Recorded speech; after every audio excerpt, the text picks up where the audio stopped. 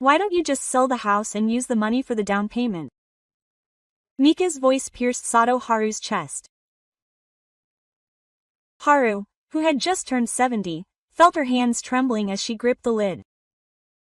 Mom, this place is too big for you to live in by yourself. And the maintenance costs won't be insignificant either. Sumamika, her son Takeshi, spoke in a tone as if she were getting rid of unnecessary furniture. There was not a single hint of warmth in the voice on the other end of the phone. But as for this house, Haru started to say something, but Mika cut her off. It would be safer for Mom to move into a nursing home with the money as the down payment on our apartment. Isn't it 2 for 1? 2 for 1. Those words froze Haru's heart. The house that she had built up with Mabu for 50 years was nothing more than a rock in her son's memory. Haru quietly placed the tree.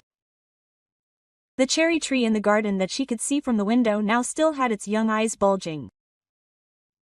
The cherry tree that her husband Shigeru had planted was about to welcome spring again this year. This is a story of revenge and dignity, in which a 70-year-old woman, pressured by her son and daughter-in-law to sell her stomach, fights back with a secret weapon left behind by her late husband. We bring you the quiet and vivid reversal that Haru chooses to make against her cold family who are treating the house that holds so many memories as if it were for disposal. When the phone rings, silence returns to the house. Haru sighs deeply and begins to prepare tea as she usually does on an afternoon. Standing in the kitchen, Haru looks around the house again. This 2-story wooden house, which has been in the area for 40 years, is by no means luxurious.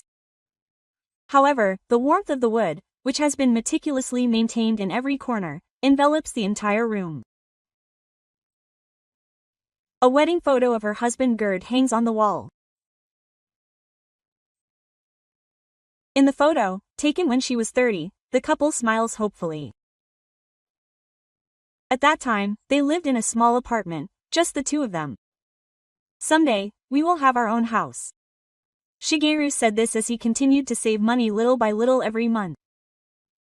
He looked forward to spending Saturday nights with the two of them looking through housing magazines and thinking about the floor plan.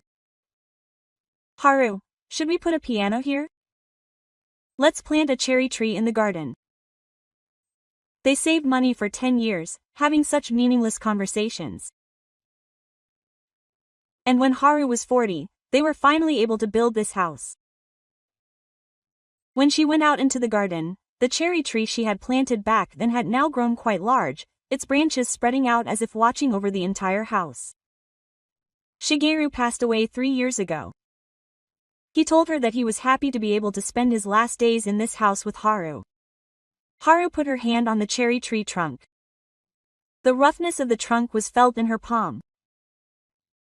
Takeshi started to say, "Shigeru-san," but Haru shook her head. She didn't want to worry her husband. She always did. She wanted to be a strong wife in front of Shigeru. In the evening, she could see the housewives in the neighborhood coming home with shopping bags from the window. Haru used to take Takeshi's hand and go shopping for dinner like that. Shigeru was there to greet her, saying, "Welcome home," and Takeshi was there running up to her, saying, "I'm home." This house was filled with the laughter of her family. Now she was alone, but to Haru, this house was more than just a building. It was the memory of her family. The walls, pillars, and floors all hold precious memories. While making tea in the kitchen, Haru recalled Mika's words once again. 1, 2. The cold sound of it came back to her heart. The next morning, the phone rang again. This time it was Takeshi himself. "Mom, about what happened yesterday." Takeshi's voice sounded a little apologetic, unlike yesterday. But Haru could tell there was some calculation behind it. "I don't want to tell you, Takeshi, that I'm your mom too. But think about the reality. Takeshi continued, choosing his words carefully. We've finally found the apartment we've always wanted. It's a new building, 5 minutes from the station. The school for our children is good, and Mika likes it a lot. Haru listened silently. Her son's voice told her that she no longer has the kindness she used to have when she was so honest. But she doesn't have enough money for a down payment. She needs another 8 million yen, 8 million yen. Haru muttered. If I sell this house, I'll get about that much money. The place isn't bad, and it's well maintained. I feel bad for Mom. Quote. Really? But even your mother would be lonely living in such a big house all by herself. Takeshi's words had the ring of someone trying to convince himself. In a nursing home, there would be people his age, and he would be safe if something happened. There would be caregivers, and he wouldn't have to worry about food. Haru looked out the window. In the garden, the Hayasaki plum tree was blooming with small white flowers. It was the plum tree that Shigeru had planted, hoping that it would bloom in time for Haru's birthday. Takeshi, do you remember? What? When you were in elementary school, you had a fever and had to stay home from school. At that time, your father and I were completely sick in this house. You told your mother that you were glad you had this house. The other end of the phone fell silent. That was a story from when you were a child. This house has been here since you were a child, and it's still here now. It's always watching over you. Mom, you shouldn't get emotional. I'm going through a hard time too. But you have to be realistic. Realistic. Haru smiled wryly at those words. Does being realistic mean replacing memories of your mother with numbers? Let me think about it for a moment. Yeah. But it would be helpful if I could get an answer sooner. Because of the contract, I have to make a decision by next month. After hanging up the phone, Haru sat down. Takeshi's voice certainly sounded apologetic. But fundamentally, he thought the same way as Mika. The mother's house was nothing more than a tool for the convenience of her son and his wife. That evening, the phone rang again. This time it was Mika again. Takeshi, the mother, told me. She's still undecided. There was no longer any sense of reserve in Mika's voice. Mika, to me, this house is. Mother, face the reality. She's already 70 years old. 70. The number was thrown at her as if it were a sin. There's no way she could manage such a big house by herself. What about the grass in the garden? What if it rains heavily? Mika pressed Yagahaya. Besides, if she falls and gets hurt, who's going to come and help her?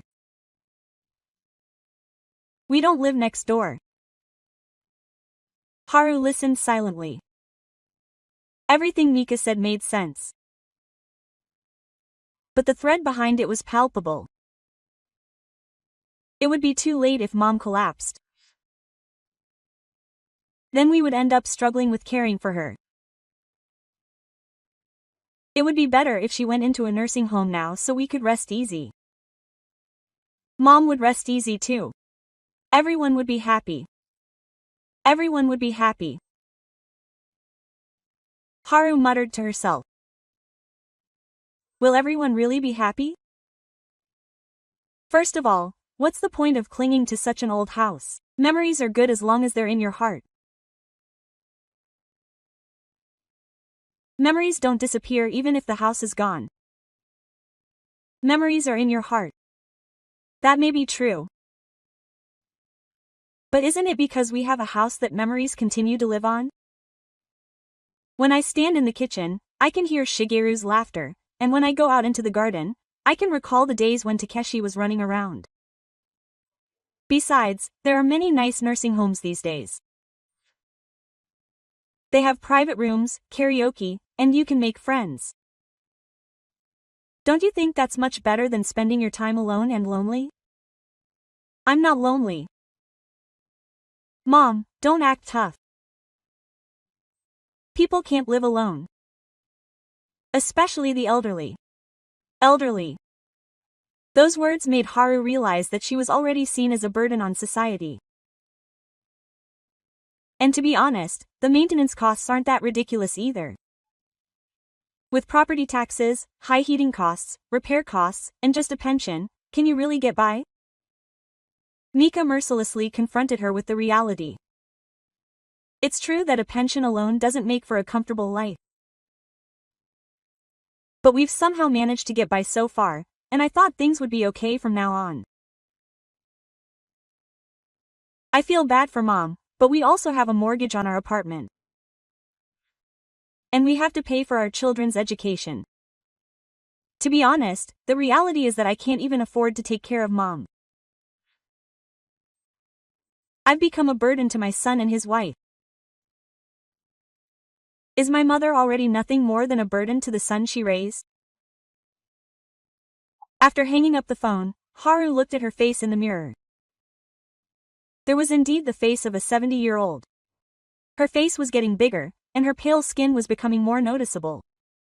But the person in the mirror was still alive. She could still think for herself and act for herself. Why should she have to lose control of her life just because she was 70? That night, Haru couldn't sleep. She got out of bed and headed to Shigeru's room where the Buddhist altar was. She sat down in front of it and spoke quietly. Shigeru, what do you think of Takeshi? Next to the Buddhist altar is an album that records Takeshi's growth. Haru picks it up and flips through the pages. Takeshi with a red face as a newborn, his trembling figure when he first takes his first steps. His hard running at the elementary school sports day. Every photo reflects Shigeru and Haru's affection. That boy was a good boy, Haru mutters. Takeshi was certainly a kind child. He always gave her a handmade bitter face as a present for Mother's Day. On days when his father was late at work, his mother would puff out her little chest and say, "I'll look after him in his place." But Takeshi began to change when he became a university student. "Mom, just working part-time isn't enough. Can you lend me 100,000 yen?" Quote. That was the first time. Haru and Shigeru generously helped out. They thought it was a cheap investment for their son's future. They continued to help even after he got a job. "I need a suit cover. Please lend me the down payment for a car." Quote. "We don't have enough money for the wedding." Each time, Haru and Shigeru would dip into their savings. They believed that their son's happiness was their happiness. Even after he married Mika, the requests for financial support did not stop. He wanted to go to Hawaii for his honeymoon.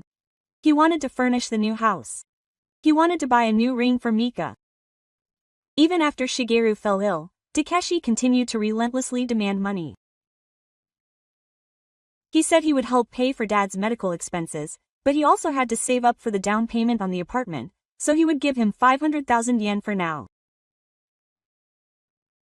And now he was finally demanding the house itself. Haru closed the album. Perhaps they had spoiled their son too much.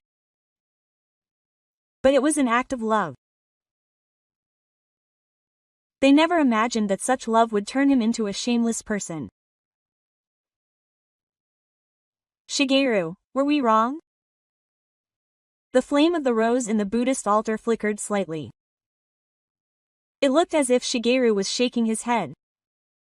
Haru remembered the last words Shigeru had said. "Haru, take good care of this house. This is where you belong. Don't give it to anyone." At the time, he thought it was just a joke caused by the fever of his illness. But now that I think about it, Shigeru may have foreseen something. staring at the family photo, Haru quietly shed tears. Back then, they were truly happy. They had no money, but they had the love of their family. Now it's the opposite. Their son has the financial means, but they don't feel any love. When she looked at the clock, it was already past 2 a.m. Haru returned to her room where she had been praying at the Buddhist altar. The pressure from her son and his wife would continue tomorrow. But tonight Haru was certain of one thing. This house was a fortress that she had to protect until the end. The doorbell rang on a Saturday afternoon. When Haru opened the door, Takeshi and San were standing there. Takeshi was clutching a thick stack of documents in his hand. "Thank you for your hard work, Mom." Takeshi's greeting was formal. Mika didn't even bother to say anything and quickly went inside the house. "Excuse me." Mika looked around as she said this. Her gaze seemed sleepy, and Haru felt a deep sense of emotion. "Would you like some coffee?" "No, thank you." Takeshi began to spread out the documents on the table, as he had something important to discuss today. It was a pamphlet from a real estate company. "Mom," when Takeshi saw this, he pointed to a photo of a high-rise nursing home in front of the station. The name Sunshine Residence was written in gold letters. "They say that this place has private rooms and delicious food. There's also a hot spring and karaoke facilities." Mika interjected. "The initial rent is 3 million yen. The monthly rent is 120,000 yen. Mom's pension is more than enough to get by, right?" Haru silently looked at the pamphlet. It's certainly a nice facility. But the smiles on the elderly people in the photos look a little fake. So, about this house, Takeshi took out another document. This time it was a real estate appraisal. He had it looked at by a real estate agent. The property is in good condition and well maintained, so it's definitely worth 12 million yen. 12 million yen. Haru gasped when he saw the number. His life was expressed in numbers.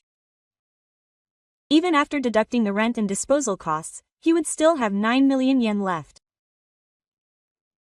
"We can use that as a down payment on our apartment and the rest as a retirement fund for Mom," Mika added. "Our apartment is a 3 LDK. We're also thinking about living together if Mom needs nursing care in the future." There may be truth in those words. But Haru couldn't believe it given the current situation. Mika lowered her voice. "Isn't this house starting to show signs of wear and tear? There's no telling how many millions it'll cost to repair the exterior and the rain. It's certainly a 40-year-old house. It's not perfect.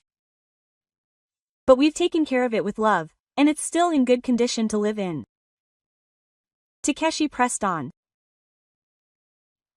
"Mom, we don't want to say this either. But realistically speaking, we think this is the best way." Realistic, that's the word again. Haru's feelings were being ignored in the name of being realistic. "Mom, it's time to make a decision." Mika looked at her watch. "If we get an answer today, we can start the procedures next week. If we don't decide soon, the good nursing homes will quickly fill up." Haru remained silent for a long time, staring at the documents. Takeshi and Mika's gazes weigh heavily on him. The two of them are already talking about selling the house as a stipulated fact. Haru's consent is merely a formality. After a long silence, Haru slowly opens her mouth. "I'm sorry, but I have to decline." Takeshi and Mika's faces freeze. "Mom, what are you talking about? I won't sell this house." I'll live here until the end. Haru's voice is quiet, but it carries a strong sense of stone. Mika leans forward. Mom, are you crazy? What if something happens to you living in such a big house all by yourself? I'll think about it then. Then Mika's expression becomes angry. Mom, please stop being so rude. I enter the courtroom. Mom, we're worried about you. Living alone is dangerous. Takeshi, you don't trust me, do you? Takeshi is at a loss for words at Haru's words. That's not true. But I still think that a 70-year-old nerd can't do anything. Mom, why don't you respect my wishes then? Mika slammed the table. Come on, stop it. I don't have time to put up with your whims. Quote. Haru stared at Mika quietly. Selfish? Yes. Wanting to keep living in your own house is just an emotional argument. Be more rational. Quote. Rational? Haru muttered. Does being rational mean accommodating your son and daughter-in-law's convenience? Mika's face turned bright red. What? When have we ever had your mother accommodate your convenience? You've helped us so much up until now, and now you're being rude. Those words set Haru's heart ablaze. It's true that we gave you money. But it's out of love. Not because we want anything in return. Love, quote. Mika snorted. If you love us, think about the happiness of our son and daughter-in-law. We have a future, quote. Mom, what's the matter? We don't have much time left, quote. At that moment, a heavy silence fell. Takeshi hurriedly interjected. Mika, you're exaggerating. But Mika wouldn't stop. It's the reality. It's obvious that Mom will end up causing trouble for us by staying in a private room in this house. In that case, you'd better sort things out now. Haru stood up. Okay. I understand your true feelings. Mom, that's enough. Please go home. Mika stood up too. That's fine. But remember, we won't take care of you in the future. Those words pierced Haru's heart deeply. We won't care if Mom gets sick or injured. Please deal with it on your own. Takeshi panicked. Mika, you don't have to say that. No, let me make it clear. If you refuse this offer today, it means you're cutting ties with us. Mika turned around as she headed for the entrance. There's no point in regretting it, so the front door slammed shut. Haru stared at the documents that were left behind. For the next 3 days, Haru didn't talk to anyone. No phone calls, no visitors. She was truly all alone. On the afternoon of the 4th day, Haru couldn't stand it anymore and called her old friend Yoshiko. Yoshiko, you're busy. Haru, it's been a while. What's wrong? Your voice sounds gloomy. Yoshiko has been her friend for 40 years. They got married around the same time and have been through raising children together. In fact, Haru told her about what happened with her son and his wife. Yoshiko listened silently until the end. That's terrible, that daughter-in-law. But maybe what she's saying isn't wrong. I'm already 70 years old. It's hard to maintain this house by myself. What are you talking about, Haru? 70 is still young. I only started ballroom dancing last year. Yoshiko's cheerful voice lightened Haru's heart a little. But the reality is that you're still healthy. Are you depressed? Do you have dementia? No, you don't, but I'm worried about being alone. If that's the case, I'll come and check on you from time to time. If you want, I'd be happy to live with you. My house is too big and I have too much space. Yoshiko's kindness touched Haru's heart. But Haru declined. I can't cause trouble for my friend. More importantly, there was Shigeru's friend, Kenji, right? Yes, Takahashi Kenji. I wonder why he's still alive. He even came to Shigeru's funeral when he passed away, but that's not the case. Haru remembered. Kenji had been Shigeru's best friend since high school and had been in business for many years. At Shigeru's funeral, he had told her to contact him if she had any problems. I know his phone number. I'll ask him next time we meet. The next day, Yoko called. Haru-chan, I got Kenji's number. But before that, Kenji said he had something he wanted to give you. He didn't ask for the details of what he wanted to give her, but he said he had something he had been entrusted with by Shigeru. He said he would come to her house next Sunday. Haru tilted her head. She wondered why he was still here, 3 years after her husband had died, to give her the thing Shigeru had entrusted to her. On Sunday afternoon, Kenji came as promised. At 72, Kageto still had a straight back and sharp eyes befitting a businessman.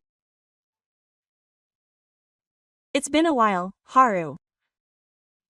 Thank you for taking the time to come by, Kenji. When I said I would, Kenji took out a large envelope. Actually, I had something entrusted to me by Shigeru. He had asked me to give it to Haru if something happened, but I never imagined it would say something like this. When something happened, Kageto's expression became serious. I heard about your son from Yoshiko. Shigeru was worried about that when he was alive. Haru was surprised. Her husband was worried about their son. Takeshi is kind, but easily swayed. Depending on his wife, he might stop caring about his mother. So, just in case, Kageto handed the envelope to Haru. The envelope had the words "to Haru" written in her husband's handwriting. Haru accepted the envelope with trembling hands. When she opened the envelope, several documents came out. On the top was a letter from her husband. To my beloved Haru. If you are reading this letter, my worries have probably come true. Takeshi is causing you trouble, isn't he? It's pathetic, but this may also be due to the way my husband and I raised him. But you don't have to suffer too. Take a good look at the documents that came with it. They will be your shield. Live happily in that house until the end. Shigeru. Haru reread the letter with tearful eyes. Her husband had been keeping her in the dark until the very end. When she looked at the next document, it was a promissory note. To be precise, it was a stack of promissory notes. Promissory note amount, 500,000 yen. Borrowing date, April 15, 2016. Repayment due, October 15, 2016. Currently in arrears. Provisional owner, Sato Tashi. Loan office, 800,000 yen. Borrowing date, June 20, 2017. Repayment due, June 20, 2018. Currently in arrears. Provisional owner, Sato Tashi. Haru flipped through each one. There were promissory notes for the car down payment, wedding expenses, honeymoon, furniture, rings, and everything. This was something that Shigeru had secretly prepared, as explained by Takeshi. It was recorded as a loan, not as assistance. Haru calculated it without telling Takeshi. The total amount exceeded 6 million yen. But we had no intention of asking for repayment, Shigeru said so too. But we had prepared it as insurance in case of an emergency. Legally, it was a proper reconstruction. Takeshi pointed to another document. Look at this. There is also a calculation of interest. If we calculate it at an annual interest rate of 3%, the current total debt, including interest, is 7.8 million yen. 7.8 million yen. That number jumped out at Haru. Ari Takeshi owes his mother 7.8 million yen. If we subtract 7.8 million yen from the 12 million yen we could get by selling the house, it leaves 4.2 million yen. That's right. And this is a legally valid claim. If we file a petition with the family court, we can enforce it. Haru was stunned. Shigeru said that her husband had made such elaborate preparations. As long as Takeshi cherishes his mother, there is no need to use this document. But if you ever cause trouble for your mother, don't hesitate to use me, he said, standing up. Haru-san, it's your decision. But don't waste Shigeru-san's feelings. After Keiji left, Haru was left alone, staring at the pile of loans. She never imagined that her husband's love would remain in this form. Shigeru had tried to protect his wife until the very end. Haru sat in front of the Buddhist altar. Thank you, Shigeru-san. I'm so glad you were there. In the face of defeat, Haru quietly made up her mind. I won't cry anymore. I will use the weapons my husband left me to protect my dignity. I will live in this house with my head held high until the end. The next morning, Haru called Takeshi. Takeshi, please come to my house this evening. Mika-chan too. Mom, what's wrong? There was a strength in Haru's voice that was different from before. I have something important to tell you. Please come by, both of you. When you come, you'll understand that I've decided to sell the house. At 6 p.m., Takeshi and Mika arrived. Their expressions were a mixture of anticipation and anxiety. Mom, you've made up your mind, haven't you? Takeshi showed an expression of yes, I've made up my mind. Haru placed a stack of documents on the table. Look at this. The moment Takeshi looked at the documents, his face turned pale. This is a record of the money you borrowed from us. Mika leaned forward. I borrowed it. Didn't you receive assistance? I was mistaken in thinking it was assistance. Dad had properly drawn up promissory notes. Haru read out each promissory note. April 2016 to 500,000 yen down payment for a car. June 2017 to 800,000 yen for wedding expenses. February 2018 to 300,000 yen for honeymoon. Mom, what kind of joke are you making? Takeshi's voice was trembling. It's not a joke. It's a legally valid reconstruction. The total amount, including interest, will be 7.8 million yen. Mika stood up. There's no way something like that could happen. You've been saying it was assistance all along. That's what I thought. But it seems my husband was wrong. Haru took out another document. This was a legal opinion confirmed by a lawyer. This promissory note is legally valid and clearly states that repayment is required. Takeshi asked in a trembling voice. Mom, are you really going to ask for repayment? Yes. Haru's answer was clear. Please repay 7.8 million yen in one lump sum. There's no way I have that much money. Mika shouted. So what are you going to do? Haru continued calmly. If we take the necessary steps, we can seize your assets. We can also seize your salaries. Mom, what are you talking about? There's no way a parent and child would do something like that.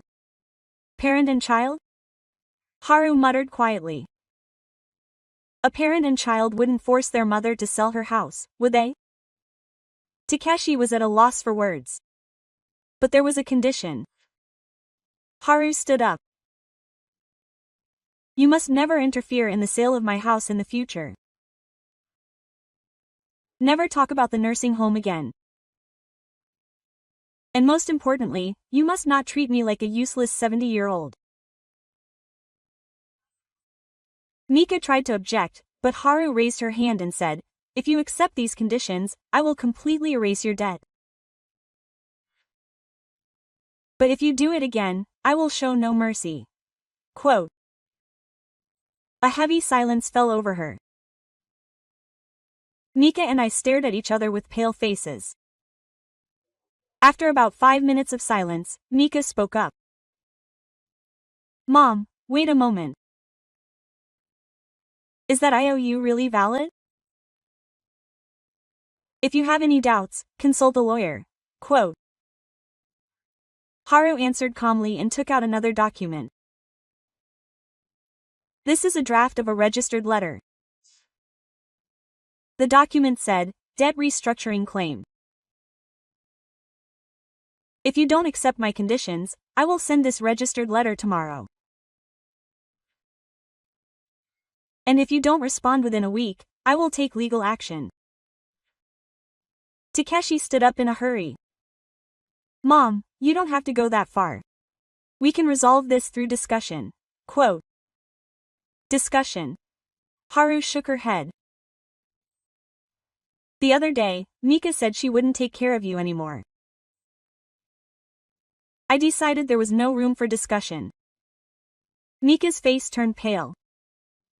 Her words were completely contradictory. She was emotional at the time. Haru looked at him cheerfully. Were all those selfish, emotional remarks about not having much time left? Mika couldn't answer. Haru began to read out the draft of the certified letter. Mr. Ki borrowed a total of 6.28 million yen from Toho between 2016 and 2020, and has not paid back the amount for 1 year to date. We are demanding a total debt of 7.8 million yen, including interest of 1.52 million yen calculated at an annual interest rate of 3%. Takeshi's face turned ashen. If we do not receive a response within 5 days of receiving this document, we will proceed with legal proceedings. In that case, you will be required to pay late payment penalties, attorney's fees, court costs, etc. Mom, we don't have the ability to pay that much money. In that case, we will have to seize our old home. Haru showed him another document. We are also investigating Takeshi's place of employment and annual income, and Ka-chan's future. This is the information necessary for legal proceedings. Ka said in a trembling voice. Mom, I am serious, I am serious. There was no hesitation in Haru's voice. You guys treated me like a troublesome person who doesn't have much time left. Then I'll treat you guys as debtors too. Takeshi held his head in his hands. What should I do? The apartment contract is due next week. Apartment contract. Haru shook her head. Is someone with 7.8 million yen in debt buying a new apartment? Have you reported the debt to the financial institution? It might affect the mortgage application. Mika stood up with a pale face. Okay. I accept your mother's conditions. Takeshi was surprised, but Mika continued. I'll drop the talk of selling the house. I won't mention the nursing home anymore. So please completely erase the debt. Haru nodded quietly. I can't trust you with just words. Please write down the year. Haru took out the yearly address form she had already prepared. It said that in the future, they would not make any demands regarding Sato Haru's residence or assets. Takeshi and Mika looked at each other and reluctantly picked up the pen. After signing the contract, Takeshi let out a deep sigh. Mom, I heard Takeshi's voice tremble. I'm the worst. How can I make Mom do this? Haru stared at her son quietly. Takeshi, when did you change? I don't know. Before he knew it, he was only thinking about money, and Takeshi held his head in his hands. Mom and Dad worked hard to raise me, and I suddenly repaid their kindness. Takeshi. Mom, I'm so sorry. Takeshi bowed deeply. In that gesture, he could see the gratitude he had for his old, honest son. Even though Dad was thinking so far ahead, I didn't understand anything. Haru's heart softened a little. He realized that his parents were still alive in his son. What to do about the apartment? He had no choice but to cancel. He would also give up on the down payment. Takeshi smiled wryly. But it can't be helped. It's my fault for wanting a life that didn't suit me. Meanwhile, Mika remained silent about the income and expenses. Although she signed the contract, her expression was full of dissatisfaction. Mika-chan, if you have something to say. Haru called out to Mika, but Mika shook her head. I won't say anything more. Haru's voice was cold. On the surface, she accepted the conditions, but deep down, it was clear that she wasn't convinced. Mika stood up for just one thing. If anything happens to Mom when she's alone, please don't contact us. As promised, it's none of our business anymore. Mika and Takeshi panicked, but Mika didn't turn around. Let's go. Takeshi. Mika headed for the entrance. Takeshi hurriedly followed her. Mom, Mika is upset right now. Time will tell. No, Takeshi. Haru shook her head. I understand Mika-chan's feelings. But this is reality. Takeshi started to say something, but in the end he couldn't say anything and bowed his head. Mom, I'm really sorry. Takeshi turned around at the entrance. If you like, can I come and see you sometimes? Haru is fading. Of course. You are my precious son. The sound of the car engine fades away. Haru returns to the present alone. The burner and a bundle of promissory notes remain on the table. The last gift her husband left behind has served its purpose beautifully. That night, Haru sits in front of the Buddhist altar. Holding the bundle of promissory notes in her hand, she speaks to her husband's memorial tablet. Thank you, Shigeru. Thanks to what you left behind, we were able to protect this house. The flames of the highway swayed slightly. It was as if Shigeru was smiling. At first, I was scared. What could I do at 70? But you had paved the way for me. Haru looks back at each of the promissory notes. The date and amount written in her husband's meticulous handwriting, the flames that began with love, and the deep love of her husband that he had converted into legal form in case of emergency. Takeshi reflects. I think there is still hope. In the photo on the memorial tablet, Shigeru is smiling gently. But Mika-chan, well, it can't be helped. People have their own way of living. Haru stood up and looked out the window. The cherry tree in the garden was illuminated by the moonlight. In another month, the beautiful flowers would bloom. Shigeru-san, I feel like I can live with my head held high. The anxiety I had felt up until now had disappeared as if it were a lie. My age of 70 hasn't changed. The reality of living alone hasn't changed either. But I had begun to feel confident that I could protect myself.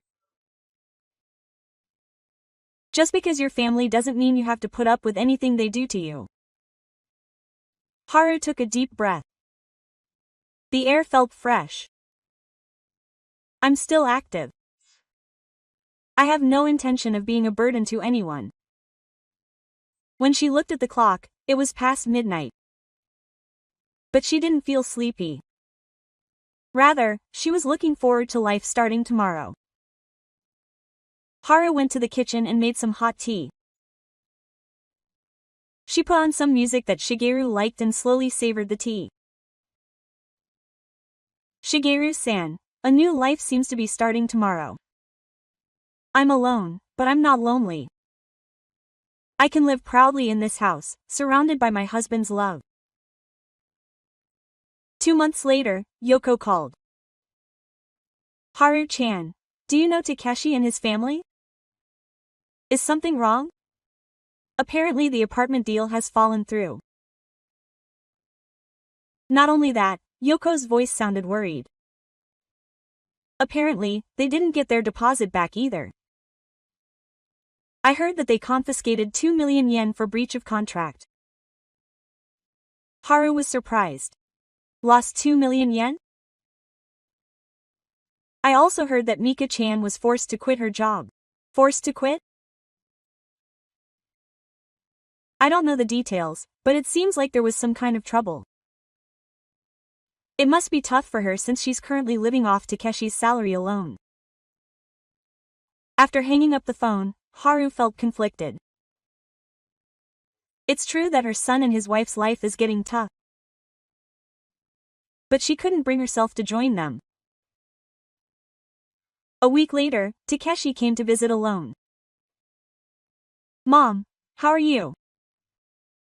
Takeshi's face was clearly worn out. Takeshi, are you okay? You seem to have lost weight. Takeshi said apologetically that a lot of things have happened. The apartment deal has fallen through. It seems so. I heard from Yoshiko. We haven't even gotten our deposit back, and to be honest, life is tough. Haru listened silently. But we won't bother Mom. We'll figure it out ourselves. Haru felt his son had grown up in those words. How's Mika doing? That made Takeshi look troubled. He's irritated every day. It's Mom's fault that things turned out like this. Really? I don't think so. It's our fault for wanting a life that doesn't suit us. Takeshi sighed deeply. To be honest, our married life isn't going well either. All they talked about was money, and Haru looked at his son. It certainly seems tough, but somehow he seemed more mature than before. Takeshi, hardships make people grow. Mom, you are a kind child. Remember that. Takeshi was in tears. I did something terrible to Mom. It's in the past. What's important is how we live from now on. After Takeshi left, Haru went out into the garden. The cherry tree had grown to full bloom. The cherry tree that Shigeru planted is blooming beautifully again this year. There are springs and winters in life. Her son and his wife may be facing a harsh winter right now. But that is also the result of the path they have chosen. In the spring, she picked a single cherry blossom petal as a seed. She smiled quietly as she gazed at the petals blown by the wind. 6 months have passed since then. Life in the spring was peaceful. Every morning she tended to the garden, in the afternoon she enjoyed reading, and in the evening she called Yoko to catch up on her recent activities. She spent her days in such a regular manner. Her relationship with the neighbors has also changed. In the past, people often looked at her with the same sympathetic eyes, saying, "It must be hard being alone," but now Haru is respected as a strong person. One day, a housewife from the neighborhood came to her for advice. Haru, in fact, her son and his wife are pressuring her to move in with them. But she can still live on her own, and the woman is in her late 60s and is certainly still very healthy. What should she do? Her son is in high school, but to be honest, she is worried about not having any time for herself, and in the spring, she is quietly fading away. Mariko, what do you want to do? If possible, I'd like to live alone for a while longer. But I don't want to worry my son. Haru shook her head. Don't you think that the fact that you're living alone and doing well is the greatest reassurance for your son? Mariko's eyes sparkled at those words. That's right. If I'm healthy, my son will feel at ease. That's right. But if he really needs help, he can ask for it then. There's no need to give up now. After Mariko left, Haru realized how much she had changed. In the past, she would have replied, "I understand how your son feels." But now it's different. She can clearly express her opinions. In the evening, Yoshiko came to visit. Haru-chan, you've been looking more radiant lately. Is that so? Yes, you look more alive than before. You wouldn't believe she's a 70-year-old woman. 70, the number hasn't changed. But to Haru now, age was just a number. Yoshiko, I've learned something. If there's something you want to protect, it's okay to speak up. Haru gazed at the cherry blossoms in the garden. You should be patient because you're old. You should obey because you're family. That's a lie. You should decide your own life. What a wonderful way of thinking. That's what my husband taught me in the end. Fighting is also a form of love. At that moment, the doorbell rang. Takeshi was standing there alone. Good evening, Mom. His expression was brighter than before. Good work, Takeshi. Come in. Now Takeshi reported on his recent situation. In fact, I've decided to divorce Mika. Haru was surprised, but Takeshi's expression was bright. It must have been hard. But I think it's for both of our sakes. Our values were too different. Takeshi's expression became serious. Mom, I want to start over. This time, I want to live a life that suits me and not lose sight of what's truly important. I think that would be good. And can I come and see you sometimes? As a son, Haru is weak. Of course. But please remember that I can do it on my own. Yes, I understand. Mom is a strong person. That night, Haru stood alone in front of the mirror. There was the face of a 70-year-old. There was also a pale face. but there was a certain light in his eyes. 70 years old, he still has a long way to go. Haru smiled at herself. Her smile shone with pride at having protected what she wanted to protect. I would be happy if today's story lit a little light in your heart too. If something resonated with you, please give it a thumbs up.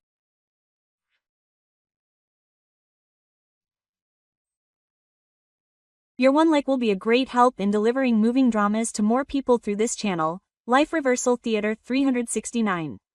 And please share your thoughts and experiences in the comments. I too have had similar experiences, and I was given courage and insight. Any words are welcome.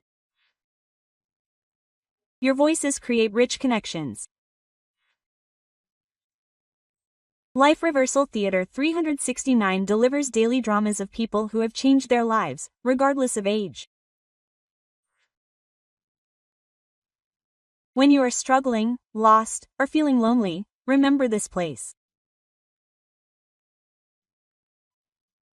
Here you will find stories of people who have faced difficulties just like you and risen to their feet. Subscribe to the channel and press the bell icon so you don't miss the next moving episode. See you tomorrow for another comeback.